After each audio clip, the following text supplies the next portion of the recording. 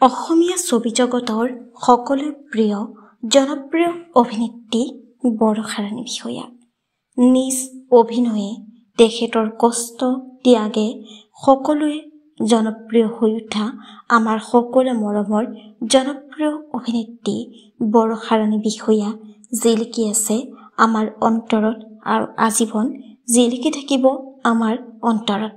নমস্কাৰ বন্ধু বান্ধৱীসকল, আপোনালোক সকলোকে স্বাগতম জনাইছোঁ। মই প্ৰতীক্ষাই SP নিউজ আছামিজৰ অন্য এটি নতুন ভিডিঅ'লৈ আপোনালোকৰ বাবে লৈ আহিছোঁ পুনৰ এটি নতুন ভিডিঅ'টো সকলোৱে আদৰি ল'ব বুলি আশা কৰিলোঁ। আহক আজি ভিডিঅ'টোৰ পৰৱৰ্তী অংশলৈ আগবাঢ়োঁ।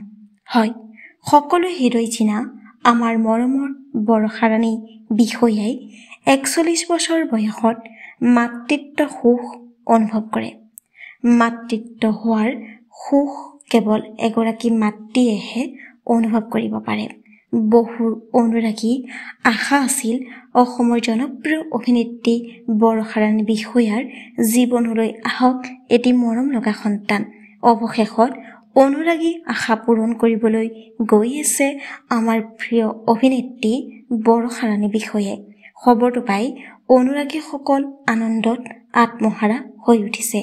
আমিও আমাৰ চেনেলৰ তৰফৰ পৰা আশীৰ্বাদ কৰিছোঁ যে তেওঁ আহিবলগীয়া সন্তানটি কুশলে ভূমিষ্ঠ হওক।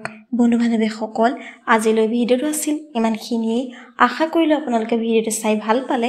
তেন্তে ভিডিঅ'টোত এটা লাইক কৰিব, কমেণ্ট কৰিব, শ্বেয়াৰ কৰিব, লগতে চেনেলটো ছাবস্ক্ৰাইব কৰি কাষতে থকা বেল আইকনটো প্ৰেছ কৰি অল কৰি দিবলৈ নাপাহৰিব।